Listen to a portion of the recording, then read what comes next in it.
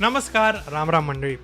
जसा कन्नड इंडस्ट्रीसाठी कांतारा होता, KGF होता, तेलुगू इंडस्ट्रीसाठी बाहुबली होता, तसंच मराठी इंडस्ट्रीसाठी राजा शिवाजी हा खूप मोठा टर्निंग पॉइंट असणार आहे. हा चित्रपट बॉक्स ऑफिसवर कसा परफॉर्म करतोय, किती चांगला परफॉर्म करतोय, चित्रपट हिट होतोय की फ्लॉप, त्यावर मराठी चित्रपटाचं पुढचं भवितव्य खूप खूप खूप अवलंबून आहे.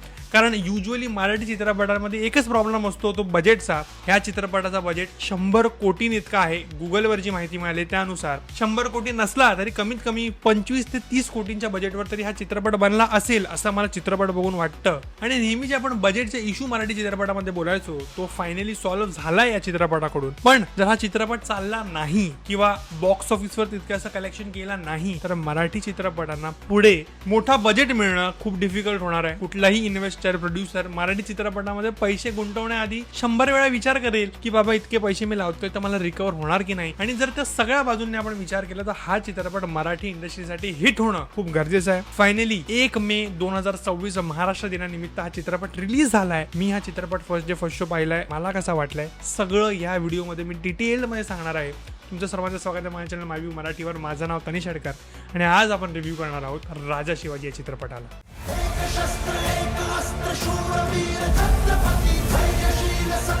तर रिव्ह्यूची सुरुवात करण्याआधी मी तुम्हाला 2 गोष्टी सांगणार आहे. सगळ्यात पहिलं इमोशनल कॉन्टेक्स्ट आणि टेक्निकल कॉन्सेप्टच्या हिशोबाने. जर तुम्ही इमोशनली या चित्रपटाबद्दल विचार करत असाल, आपला मराठी चित्रपट आहे, महाराजांवर बनलेला चित्रपट आहे, हे मी तुम्हाला नक्की सांगू शकतो की तुमचे पैसे फुकट जाणार नाहीत. चित्रपट चांगला आहे, मराठी चित्रपट आहे, चांगला चित्रपट आहे, आपण सर्वांनी सपोर्ट करायला पाहिजे आणि नक्कीच तुम्ही हा चित्रपट तुमच्या परिवारासोबत बघू शकता. पण जर टेक्निकल दृष्ट्या या चित्रपटाला रिव्ह्यू करायचं असेल मला, की जर टेक्निकल ऍस्पेक्ट बद्दल जे काही गोष्टी ज्या मला नाही पटल्या किंवा नाही आवडल्या, तो एक वेगळा भाग येतो आणि मला वाटतं की 90% जनतेला कदाचित त्याचा फरकही पडत नाही.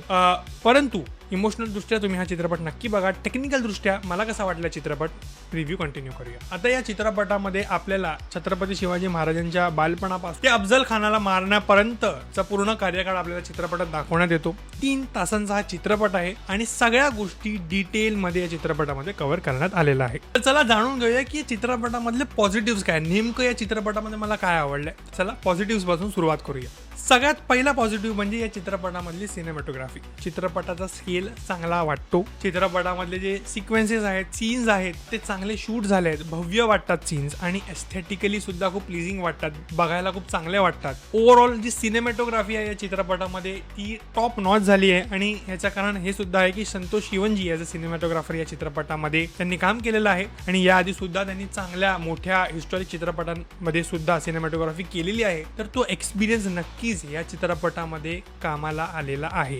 तर सिनेमॅटोग्राफी A1 आहे. चित्रपटातले फ्रेम सुंदर वाटतात, हा सगळ्यात पहिला पॉझिटिव्ह. आता चित्रपटांचं सेकंड पॉझिटिव्ह कडे वळायचं झालं तर म्हणजे अजय अतुल यांचे म्युझिक. या चित्रपटामध्ये त्यांचं संगीत उत्तम आहे. चित्रपटामधले काही सीन्स मध्ये जे एलिव्हेशन आपल्याला हवं असतं ते त्यांच्या म्युझिकमुळे मिळतं. अंगावर शहारे येणं जे म्हणतो त्यांच्या म्युझिकमुळे आपल्याला ते एक्सपिरियन्स करता येतं. तर ओव्हरऑल चित्रपटातलं म्युझिक चांगलं आहे. अजय अतुल हे नाव आहे, ते ब्रँड आहे, मग तुम्हाला समजतंच की म्युझिक चांगलंच असणार आहे. आणि या चित्रपटामध्ये सुद्धा त्यांनी उत्तम काम केलेलं आहे. तर म्युझिक डिपार्टमेंटमध्ये सुद्धा हा चित्रपट उत्तम आहे. त्या व्यतिरिक्त जर तिसऱ्या पॉझिटिव्ह बद्दल म्हणायचं झालं तर काही कलाकारांनी खूप सुंदर काम या चित्रपटामध्ये केलं आहे. त्यामध्ये विद्या बालनजी असतील, त्या व्यतिरिक्त आपले महेश मांजरेकर जी असतील, त्यांचा एक छोटासा सिक्वेन्स आहे पण खूप उत्तमरित्या त्यांनी तो परफॉर्म केलेला आहे. त्याच्यानंतर सचिन खेडेकर सर असतील, त्या सगळ्यांचे सिक्वेन्सेस खूप चांगले होते. अमोल गुप्तेजी यांनी सुद्धा चांगला परफॉर्मन्स केला आहे. पण त्या व्यतिरिक्त जे पात्र होते किंवा कलाकार होते त्यांच्या परफॉर्मन्समध्ये थोडंसं मला तितका स्पार्क दिसला नाही. ते आपण नेगेटिव्हमध्ये बोलू. पण ओव्हरऑल चित्रपटामध्ये ॲक्टिंग वाईज तसा काही मेजर प्रॉब्लेम आपल्याला दिसत नाही. ओव्हरऑल सगळ्यांचेच परफॉर्मन्सेस चांगले आहेत. आता पॉझिटिव्ह संपलेले आहेत, निगेटिव्हकडे वळूयात. आणि खूप लोकांना निगेटिव्ह खटकणार आहेत, पण जे आहे ते आहे. टेक्निकल दृष्ट्या जर मी बघायला गेलो या चित्रपटाला तर बरेच निगेटिव्ह आपल्याला चित्रपटामध्ये दिसतात. आणि सगळ्यात पहिला निगेटिव्ह म्हणजे या चित्रपटाचा रन टाइम. तब्बल 3 तासांचा चित्रपट आहे आणि जर आपण इंटरव्हल मोजला तर 3.5 तासांपर्यंत हा चित्रपट जातो, जो एक खूप मोठा लेंथ आहे. या चित्रपटामध्ये हिस्ट्री, जे आपले हिस्टॉरिकल इव्हेंट्स आहेत ते खूप डिटेलमध्ये एक्सप्लेन केले आहेत आणि त्यामुळे सुद्धा लेंथ वाढलेली आहे. पण मला असं वाटतं की काही इमोशनल सिक्वेन्सेस होते जे ते इझिली कट करू शकले असते. या चित्रपटाचा हिंदी व्हर्जन 8 मिनिटं छोटा आहे मराठी व्हर्जनपेक्षा.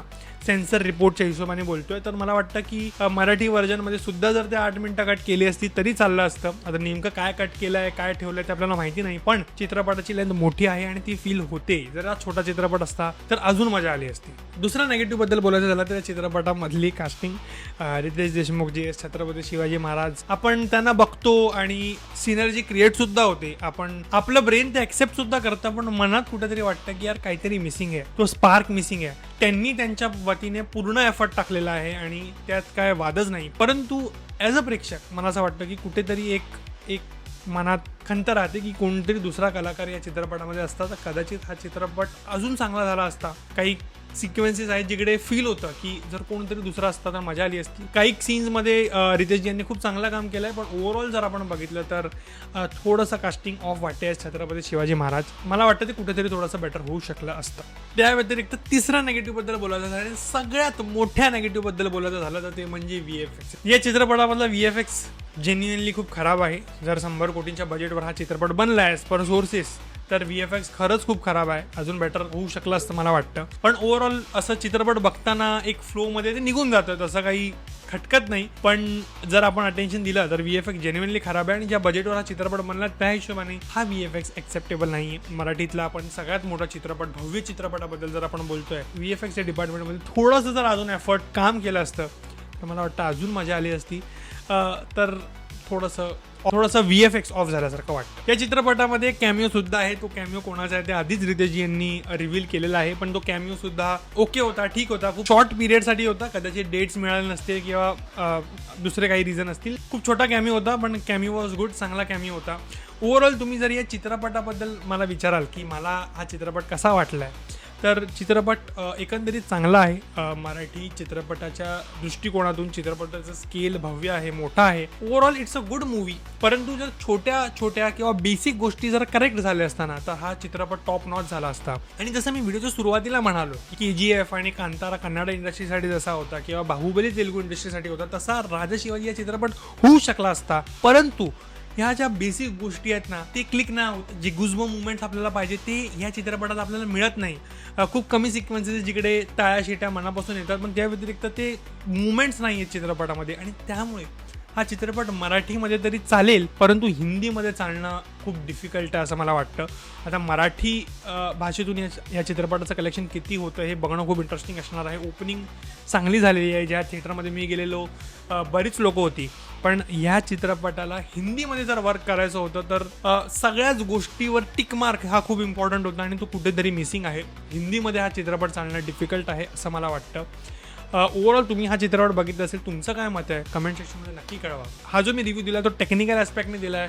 मूवी आपण सगळ्या मराठी माणसांनी बघायलाच हवी, कारण जर हा चित्रपट चालला नाही तर पुढे मराठी चित्रपटांना बजेट मिळणं किंवा या बजेटचे मोठे मराठी चित्रपट येणं डिफिकल्ट होईल. आणि आपल्या महाराजांच्या चित्रपटाचा आपण सर्वांनी बघायलाच हवा. परंतु टेक्निकल ॲस्पेक्टने माझं काय मत होतं ते मी मांडलेलं आहे. इमोशनल ॲस्पेक्टने माझं काय मत आहे ते मी मांडलेलं आहे. तुम्हाला कसं वाटलं आहे कमेंट सेक्शनमध्ये नक्की कळवा. तर लाईक, शेअर, सबस्क्राईब करायला विसरू नका.